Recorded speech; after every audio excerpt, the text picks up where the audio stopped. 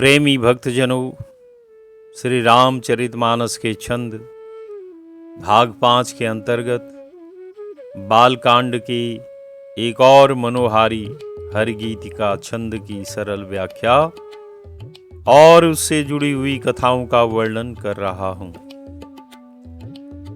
कामदेव ने अपनी माया से सबके मन हर लिए, किसी ने भी अपने हृदय में धैर्य धारण नहीं किया।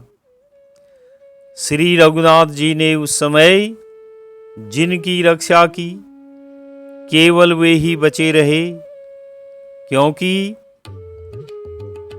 जिनकी रक्षा रघुनाथ जी करते हैं उन्हें कौन नष्ट कर सकता है। रघुनाथ जी के उपासक सिर्फ उन्हीं पर भरोसा करते हैं, इसीलिए माता पिता की तरह प्रभु उनकी रक्षा करते हैं। 2 दंड में कामदेव ने यह कौतुक सारे ब्रह्मांड में कर दिया और 2 घड़ी तक यह कौतुक होता रहा। स्वर्ग से राह चलते हुए ब्रह्मांड भर में उसने यह प्रभाव फैलाया। शिव जी के निकट पहुंचने के पूर्व ही वह यह सब कौतुक रच चुका था तथा सारे ब्रह्मांड को उसने अपने वश में कर लिया था। शिव जी के पास जैसे ही कामदेव पहुंचा, उसका यह कौतुक खत्म हो गया। अब प्रश्न है, उसका कौतुक खत्म क्यों हुआ होगा? क्योंकि भगवान शिव को देखकर कामदेव डर गया। भगवान शिव के निकट जाने पर ज्यों ही कामदेव की दृष्टि उन पर पड़ी, वह भय से शिथिल हो गया। उसको यह भी सुध-बुध न रही कि उसके हाथों से धनुष बाण गिर गए हैं, क्योंकि भय में काम का वेग नहीं रहता है। जब कामदेव भगवान शंकर को देखकर डरा, तब सारा संसार फिर जैसे का तैसा स्थिर हो गया, यानी कि पूरा जगत निर्भय हो गया। सारे जीव तुरंत ही वैसे ही सुखी हो गए जैसे मद के उतर जाने पर मतवाले लोग सुखी हो जाते हैं। अब मतवाले कौन? यानी कि नशा किए हुए लोग। मद यानी नशा जब उतर जाता है तो सभी सुखी हो जाते हैं, और नशा उतर जाने के बाद व्यक्ति सावधान भी हो जाता है। जब तक काम रूपी नशे का भूत सिर पर सवार रहता है, तब तक मनुष्य के विचार और उसकी बुद्धि उसका साथ छोड़ देते हैं। नशे की अवस्था में न तो लज्जा रहती है, न भय रहता है, और न ही मर्यादा। यही हाल काम का भी है।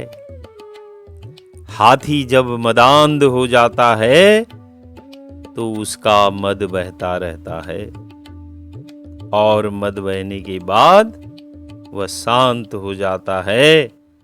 वैसे ही ब्रह्मांड से जब काम का नशा उतर गया, तब सबके विचार पहले की तरह हो गए। दुराधर्ष और दुर्गम भगवान शंकर को देखकर कामदेव अत्यंत डर गया। अब दुराधर्ष किसे कहते हैं? दुराधर्ष का अर्थ है जिनको पराजित करना अत्यंत ही कठिन है, और दुर्गम जिनका पार पाना अत्यंत कठिन है। और भगवान क्या है? संपूर्ण ऐश्वर्य, धर्म, यश, श्री, ज्ञान और वैराग्य, जिसमें ये 6 गुण हैं, वही भगवान है। दुराधर्ष दुर्गम भगवान रुद्र यानी शिव जी को देखकर कामदेव भयभीत हो गया, वह उन्हें दबा न सका। अब कामदेव भी बड़ी दुविधा में पड़ गया कि वह क्या कर बैठा। अब वापस लौटने में उसे लज्जा महसूस होती और करते भी कुछ नहीं बनता। अब उसे वापस लौटने पर लज्जा क्यों महसूस होती है? क्योंकि वह तो देवताओं को वचन दे आया था कि मैं उनका काम कर दूंगा। अब उन्हें क्या मुंह दिखाऊंगा? दुश्मन पर चढ़ाई कर भागने पर जो वीर की दशा होती है, वही हाल अब कामदेव का भी था। अगर लौटता हूं तो भारी अपयश होगा, अतः यह निश्चय किया कि लौटने से मर जाना ही अच्छा। आखिर मन में मरने का निश्चय करके उसने उपाय रचा और तुरंत ही सुंदर ऋतुराज बसंत को प्रकट किया। फूलों से लदे हुए नए नए वृक्षों की कतारें सुशोभित हो गई, क्योंकि उस समय कोई और ऋतु थी। वसंत ऋतु का समय नहीं था, अतः उसने वसंत का निर्माण किया। तो वसंत के निर्माण करने से क्या हुआ? वन, उपवन, बावली, तालाब और सब दिशाओं के सब विभाग परम सुंदर हो गए। जहां तहां मानो प्रेम उमड़ रहा हो, जिसे देखकर मरे हुए मनु में भी कामदेव जाग उठा। अब मरे हुए मन क्या हैं? जिन्होंने अपने मनु को काम की ओर से मार रखा हो, उनको मरे हुए मन कहते हैं। अब ऋतुराज बसंत को देखकर मरे हुए मन भी चंचल हो उठे हैं।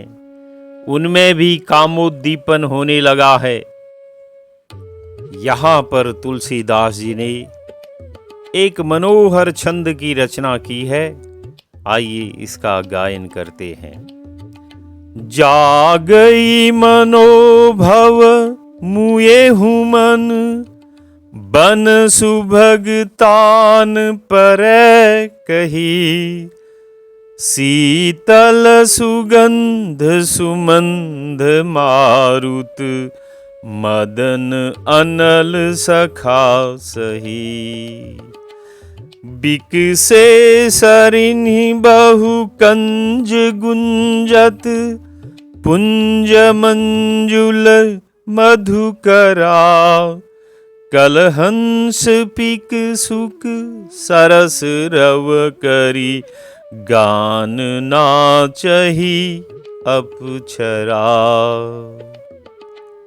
जागई मनोभव मुए हूँ मन, बन सुभग तान परै कही।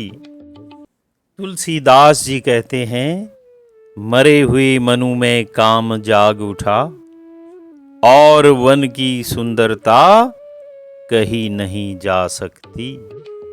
शीतल सुगंध सुमंद मारुत, मदन अनल सखा सही।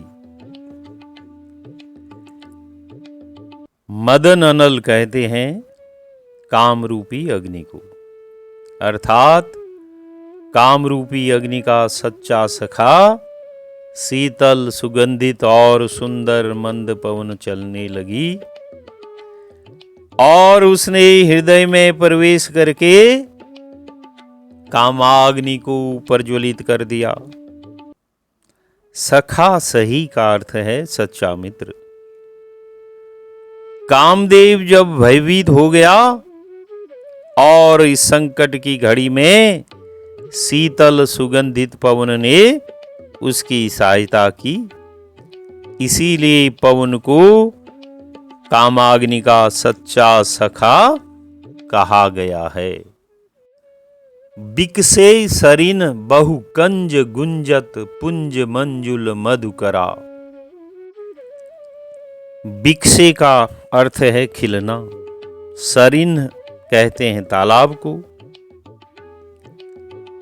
कंज कमल को कहते हैं। तो कहने का भाव ये है कि तालाबों में बहुत से कमल खिल उठे। गुंजत पुंज मंजुल मधुकरा। मधुकरा कहते हैं भंवरे को। सुंदर बहुरों के समूह गुंजार कर रहे हैं। मंजुल मधुकरा का अर्थ है कि ये साधारण भंवरों से कहीं अधिक सुंदर हैं, क्योंकि कामदेव की माया से असुंदर वस्तु भी सुंदर हो सकती है। जो सुंदर हो उसकी सुंदरता में चार चांद लगना स्वाभाविक है। कलहंस पिक सुख सरस रव करी गान नाचहि अप्सरा। अब कलहंस क्या है? तुलसीदास जी ने हंस के 3 प्रकार बताए हैं। हंस, राजहंस और कलहंस। यानी कल का अर्थ सुंदर भी होता है, अर्थात कलहंस यानी हंसों में सबसे सुंदर हंस। पिक कहते हैं कोयल को, सुक कहते हैं तोता, सरस रसीली रव यानी ध्वनि आवाज। जब कामदेव का प्रभाव से ऋतुराज वसंत वहां खिल उठा, तो उसे देखकर कलहंस, कोयल और तोते रसीली ध्वनि कर रहे हैं।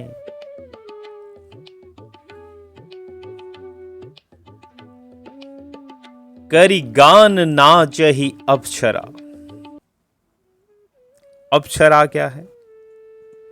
सही अर्थ है अप्सराएं, यानी अप्सराएं गा गा कर नाच रही हैं।